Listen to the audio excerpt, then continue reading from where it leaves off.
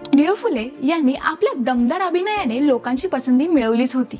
Sakharam binder या नाटकात त्यांनी साकारलेल्या सखाराम या भूमिकेमुळे हे अभिनयात क्षेत्रात मोठेच गाजवले.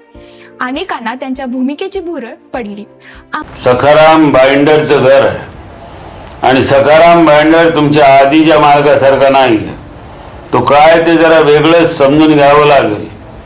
सब घोडे 12% मामला इथं खपायचा नाहीये. अमरीश पुरी यांनी जेव्हा सखाराम बाइंडर पाहिलं तेव्हा आपणही ही भूमिका हिंदीत करावी असे त्यांना वाटलं.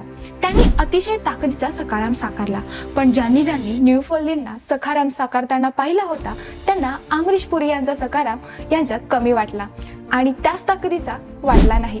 खुद्द अमरीश पुरी जेव्हा निळू फुले यांना भेटले तेव्हा त्यांनी हात जोडले आणि म्हणाले, आपण साकारलेला सखाराम या उंचीवर नेलाय ती गाठणं मलाच काय कोणत्याही बापाला शक्य नाही आणि त्यामुळे खरा सखाराम हा निळू फुलेच आहे.